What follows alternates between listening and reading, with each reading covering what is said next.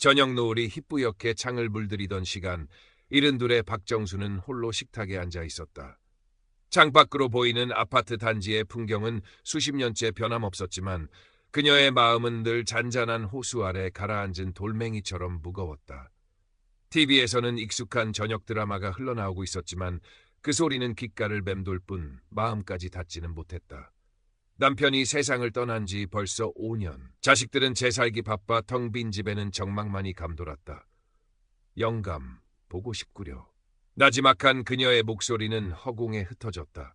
금태 안경 너머로 보이는 세상은 늘 흐릿했고 그녀의 눈가에는 깊은 외로움이 그늘처럼 드리워져 있었다.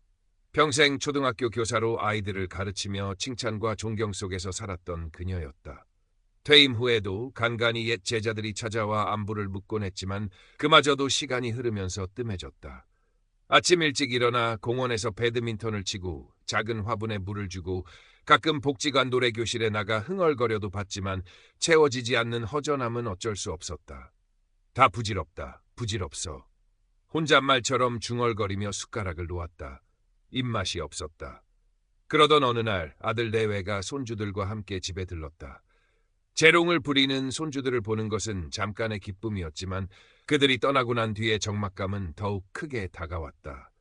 아들은 떠나기 전 어머니의 낡은 스마트폰에 무언가를 설치해주며 말했다. 어머니, 심심하실까봐 황혼의 벗이라는 앱 깔아드렸어요. 비슷한 연배분들끼리 이야기도 나누고 친구도 사귈 수 있대요. 박정수는 스마트폰 사용이 익숙지 않았지만 아들의 성의를 봐서 한번 해보겠다고 고개를 끄덕였다. 며칠 뒤 무료함을 견디다 못한 박정수는 조심스럽게 황혼의 벗 앱을 실행했다. 복잡한 화면 속에서 한참을 헤매다 겨우 게시판을 찾았다. 오늘 날씨가 참 좋네요. 산책하기 좋은 날입니다. 손주가 대학에 합격했어요. 자랑 좀 할게요. 시시콜콜한 이야기들이었지만 왠지 모를 동질감이 느껴졌다. 그녀도 용기를 내어 짧은 글을 남겼다. 오랜만에 맑은 하늘을 보니 기분이 좋네요. 그리고 다음 날 저녁 앱에서 알림음이 울렸다. 최수혁이라는 닉네임의 사용자로부터 쪽지가 와 있었다. 박정순 선생님, 안녕하세요. 올려주신 글 잘 보았습니다. 저도 오늘 맑은 하늘 덕분에 기분이 참 좋았습니다. 프로필 사진 속 남자는 중후하고 신뢰감 있는 인상이었다. 자신을 해외에서 작은 무역업을 하고 있으며 은퇴 후 한국에 돌아와 정착할 계획이라고 소개했다. 박정수는 떨리는 손으로 답장을 보냈다. 이렇게 먼저 말 걸어주셔서 감사합니다. 오랜만에 느껴보는 낯선 이의 관심에 가슴 한구석이 따뜻해지는 것 같았다. 그것이 그녀의 길고 외로운 황혼에 드리워질 검은 그림자의 시작이라는 것을 그때의 박정수는 알지 못했다. 최수혁과의 대화는 예상외로 편안하고 즐거웠다. 그는 박정순의 말에 귀 기울였고 그녀의 지난 교직 생활에 대해 진심으로 존경심을 표했다.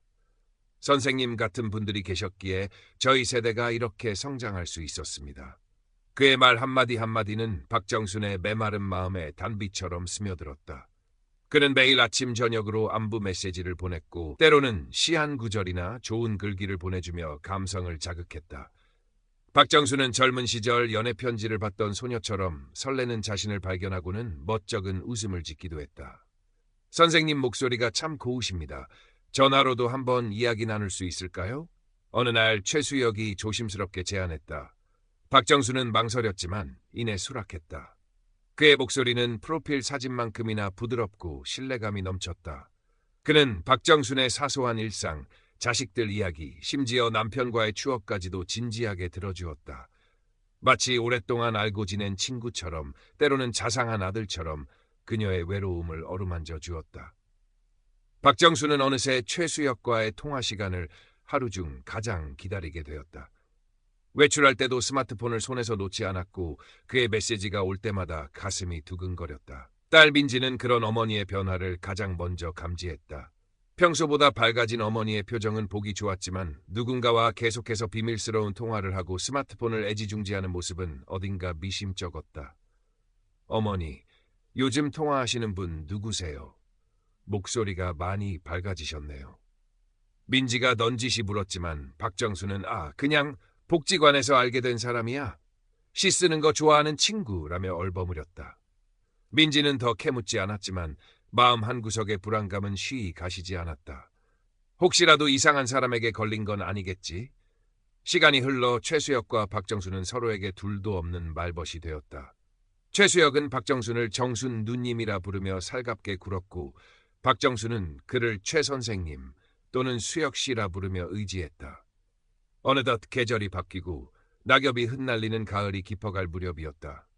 최수혁은 평소보다 조금 더 진지한 목소리로 박정순에게 말했다. 누님, 제가 요즘 아주 좋은 사업을 하나 구상 중입니다. 동남아시아의 한국형 실버타운을 건설하는 프로젝트인데 전망이 아주 밝습니다. 박정수는 사업 이야기가 나오자 조금 당황했지만 최수혁의 다음 말에 귀를 기울였다. 누님처럼 고우신 분들이 편안하고 행복한 노후를 보내실 수 있도록 돕고 싶은 마음에 시작한 일입니다. 사실 제가 그동안 모아둔 자금으로는 조금 부족해서요. 혹시 누님께서 여유 자금이 있으시다면 소액이라도 투자를 생각해 보시는 건 어떨까 합니다. 물론 절대 무리하시라는 말씀은 아닙니다. 하지만 이 기회를 잡으신다면 안정적인 고수익은 물론이고 자녀분들에게도 큰 힘이 되어주실 수 있을 겁니다. 투자 박정순에게는 생소하고 두려운 단어였다. 평생 월급 받아 알뜰살뜰 저축하며 살아온 그녀에게 투자는 도박과도 같이 느껴졌다. 제가 그런 건 잘 몰라서요. 박정순이 머뭇거리자 최수혁은 부드럽게 그녀를 안심시켰다. 걱정 마십시오, 누님. 제가 모든 것을 책임지고 관리해 드릴 겁니다. 이건 정말 특별한 기회라서 누님께 가장 먼저 말씀드리는 겁니다. 다른 사람에게는 절대 비밀로 해주십시오. 좋은 건 원래 소수에게만 돌아가는 법이니까요. 그의 목소리에는 거부할 수 없는 확신과 달콤함이 배어 있었다. 박정순의 마음이 흔들리기 시작했다. 만약 정말로 이게 좋은 기회라면, 자식들한테 손 벌리지 않고 오히려 용돈이라도 챙겨줄 수 있다면? 외로움 속에 피어난 작은 희망이 위험한 욕망으로 변질되는 순간이었다. 박정수는 며칠 밤낮을 고민했다. 최수혁의 달콤한 속삭임과 자식들에게 짐이 되지 않을 마지막 기회라는 말이 귓가에 맴돌았다. 남편이 남긴 유산과 평생 모은 적금 통장을 바라보며 깊은 한숨을 내쉬었다. 혹시 사귀면 어쩌지? 아니야, 최 선생님 같은 분이 그럴 리 없어. 그동안 나한테 얼마나 잘해줬는데. 스스로를 합리화하며 불안감을 애써 눌렀다. 결국 그녀는 최수혁에게 전화를 걸었다. 최 선생님, 저 투자 한번 해볼까 합니다. 최수혁은 마치 기다렸다는 듯이 기뻐하며 감사를 표했다. 정말 잘 생각하셨습니다, 누님. 절대 후회하지 않으실 겁니다. 제가 누님의 노후를 확실하게 책임지겠습니다. 그는 박정순에게 차명으로 된 계좌번호를 알려주며 보안을 위해 꼭 이 계좌로 송금해 주셔야 합니다. 라고 신신당부했다. 다음 날 박정순은 떨리는 마음으로 은행을 찾았다. 창구 직원에게 5천만 원을 이체해달라고 말하며 그녀의 손은 미세하게 떨리고 있었다. 직원이 어르신 혹시 보이스피싱이나 투자 사기는 아니시죠? 요즘 그런 범죄가 많아서요. 라며 걱정스럽게 물었지만 박수는 아닙니다. 잘 아는 사람이 하는 사업에 투자하는 겁니다. 라며 애써 태연한 척 대답했다. 거액이 빠져나간 통장을 받아든 그녀는 잠시 현기증을 느꼈지만 곧 최수혁이 보내올 밝은 미래에 대한 약속을 떠올리며 마음을 다잡았다. 송금 후 며칠 동안 박정수는 불안감에 잠을 설쳤다. 하지만 최수혁은 매일같이 사업이 순조롭게 진행 중입니다. 벌써부터 반응이 뜨겁습니다. 누님 덕분에 큰 힘이 됩니다. 곧 좋은 소식 전해드리겠습니다. 라며 희망적인 메시지를 보내왔다. 박정수는 그제야 조금씩 안도감을 느끼기 시작했다. 그래, 역시 최 선생님은 믿을 만한 분이야. 그러나 그것은 시작에 불과했다. 얼마 지나지 않아 최수혁은 다시 박정순에게 연락했다. 누님, 정말 죄송하지만 급하게 추가 자금이 필요하게 되었습니다. 현지에서 갑자기 건축 자재 가격이 폭등하는 바람에 이번 고비만 넘기면 정말 큰 수익을 기대할 수 있습니다. 박정수는 망설였지만 이미 5천만 원이라는 거금을 투자한 터라 쉽게 발을 뺄 수 없었다. 여기서 멈추면 그동안 넣은 돈을 다 날리는 거야.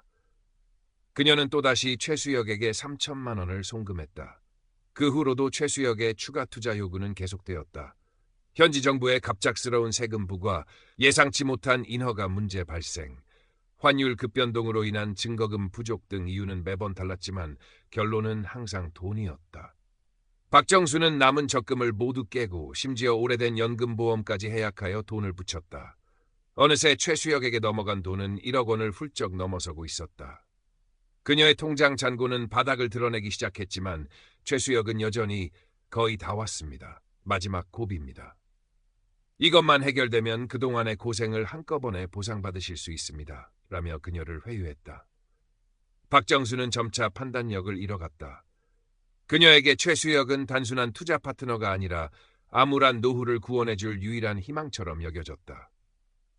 딸 민지는 어머니의 행동이 점점 더 이상해지고 있음을 직감했다.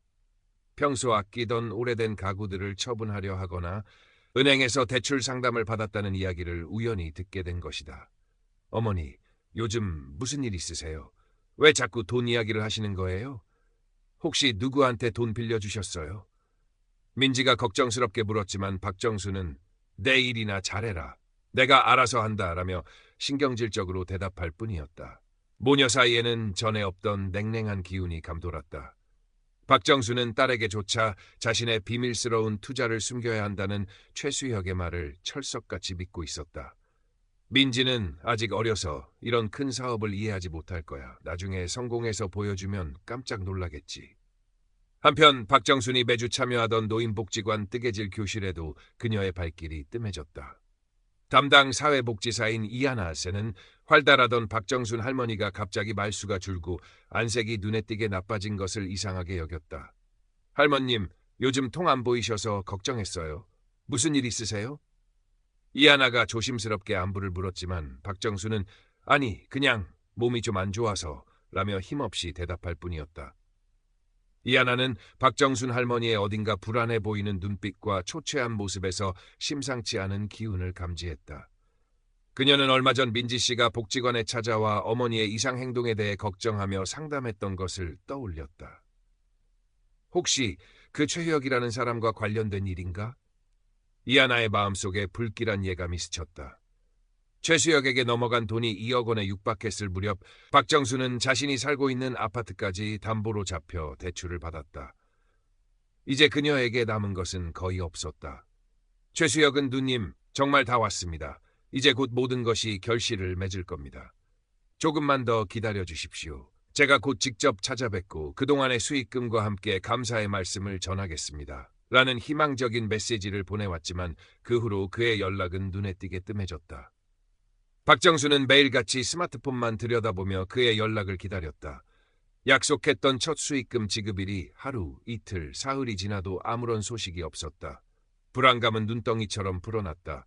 전화를 걸어보았지만 지금은 전화를 받을 수 없습니다. 라는 기계음만 반복될 뿐이었다. 심장이 쿵쾅거리고 손발이 차갑게 식어갔다. 설마 아니겠지. 그 무렵 이하나 사회복지사는 민지에게 다급하게 연락했다. 민지 씨, 아무래도 할머님 상황이 심각한 것 같아요. 제가 우연히 할머님 통화 내용을 조금 듣게 되었는데 아무래도 금융사기 수법과 너무 비슷해요. 그 최수혁이라는 사람 혹시 프로필 사진 같은 거 가지고 계세요? 민지는 이하나의 말에 가슴이 철렁 내려앉았다. 그녀는 그동안 어머니의 스마트폰에서 몰래 찍어두었던 최수혁의 프로필 사진과 그가 보낸 메시지 일부를 이하나에게 전달했다. 이하나는 즉시 인터넷으로 최수혁의 프로필 사진을 검색했다. 결과는 충격적이었다. 그 사진은 몇 년 전 해외 오지에서 의료봉사를 하던 유명 대학 교수의 사진을 도용한 것이었다. 또한 최수혁이 언급했던 동남아시아 실버타운 개발 사업이라는 것도 실체가 없는 유령 프로젝트일 가능성이 높았다. 이하나와 민지는 망연자실했다. 그들은 더 이상 지체할 시간이 없다고 판단하고 곧바로 박정순 할머니의 집으로 향했다. 초인종 소리에 힘없이 문을 연 박정수는 딸 민지와 이하나 사회복지사의 굳은 표정을 보고 직감적으로 무언가 잘못되었음을 느꼈다. 어머니, 저희랑 잠깐 이야기 좀 하셔야겠어요. 민지의 목소리는 낮고 단호했다. 거실에 마주 앉은 세 사람 사이에는 무거운 침묵이 흘렀다. 이하나는 준비해온 자료들을 박정순 앞에 조심스럽게 펼쳐놓았다. 최수혁의 도용된 프로필 사진, 유령 회사 정보, 전형적인 투자 사기 수법에 대한 안내문까지 박정수는 떨리는 눈으로 자료들을 하나씩 살펴보았다. 그녀의 얼굴이 점점 하얗게 질려갔다. 아니야. 이건 사실이 아닐 거야. 그녀는 믿을 수 없다는 듯 고개를 저었다. 어머니, 제발 정신 차리세요. 이 사람 사기꾼이에요. 민지가 울부짖듯 소리쳤다. 박정수는 마지막 희망을 붙잡으려는 듯 최수혁에게 전화를 걸었다. 그러나 수화기 너머에서는 여전히 지금 거신 번호는 없는 번호입니다라는 차가운 기계음만이 흘러나왔다. 그 순간 박정순의 세상이 무너져 내렸다. 평생을 아끼고 모아온 소중한 재산, 그리고 황혼역에 찾아온 마지막 희망이라고 믿었던 사람에 대한 배신감, 모든 것이 한순간에 물거품처럼 사라져버린 것이다. 아, 안 돼. 내 돈, 내 인생. 박정수는 그 자리에 주저앉아 아이처럼 목 놓아 울었다. 그 울음소리는 텅 빈 아파트에 처절하게 울려 퍼졌다. 민지와 이하나는 박정순을 부축하여 곧바로 경찰서로 향했다. 경찰서 민원실은 비슷한 피해를 호소하는 사람들로 북적였다. 박정수는 넋이 나간 사람처럼 수사관의 질문에 겨우 대답했다. 수사관은 박정순이 건넨 자료들을 꼼꼼히 검토한 후 깊은 한숨을 내쉬며 말했다. 할머님, 전형적인 로맨스 피싱 결합형 투자 사기입니다. 안타깝지만 이런 경우 범인 검거도 어렵고 피해 금액 회수도 거의 불가능합니다. 해외에 서버를 두고 점조직으로 움직이기 때문에 경찰의 비관적인 전망은 박정순에게 또 한 번의 절망을 안겨주었다. 대포통장 명의자나 국내 인출책 몇몇이 검거될 수는 있겠지만 사기의 총책이나 그녀가 믿었던 최수혁이라는 인물의 실체를 밝혀내는 것은 요원해 보였다. 허망함과 분노 그리고 스스로에 대한 깊은 자책감이 그녀의 온몸을 짓눌렀다. 평생을 정직하게 살아온 대가가 이것이란 말인가. 사건 이후 박정수는 외부와의 모든 접촉을 끊고 방 안에만 틀어박혀 지냈다. 식사도 제대로 하지 못했고 밤에는 악몽에 시달리며 잠을 이루지 못했다. 앙상하게 마른 그녀의 얼굴에는 깊은 절망과 삶에 대한 회의감만이 가득했다. 내가 바보였지. 내가 어리석었어. 그녀는 끝없이 자책하며 눈물로 밤을 지새웠다. 딸 민지는 회사를 휴직하고 어머니 곁을 지켰다. 어머니의 망가진 모습을 보는 것은 그녀에게도 큰 고통이었다. 민지는 아무 말 없이 어머니의 등을 쓸어주고 따뜻한 죽을 끓여 먹이며 진심으로 위로했다. 엄마 잘못 아니야. 그놈들이 나쁜 놈들이지. 제발 기운내. 응. 서툴지만 진심이 담긴 딸의 보살핌 속에서 박정수는 아주 조금씩, 아주 느리게 현실을 받아들이기 시작했다. 이하나 사회복지사도 꾸준히 박정순의 집을 방문하며 그녀를 격려했다. 이하나의 주선으로 박정수는 심리상담을 받기 시작했고 복지관에서 운영하는 소규모 원예치료 프로그램에도 참여하게 되었다. 처음에는 모든 것을 거부하던 그녀였지만 작은 화분에 흙을 담고 씨앗을 심으며 조금씩 마음의 안정을 찾아갔다. 그곳에서 만난 비슷한 아픔을 가진 다른 노인들과 이야기를 나누면서 자신의 고통이 혼자만의 것이 아니라는 사실에 작은 위로를 받기도 했다. 시간이 흘러 계절이 2번 바뀌었다. 박정순이 잃어버린 돈은 돌아오지 않았고 마음의 상처도 완전히 아물지는 않았다. 하지만 그녀는 더 이상 절망의 늪에 빠져 허우적거리지 않았다.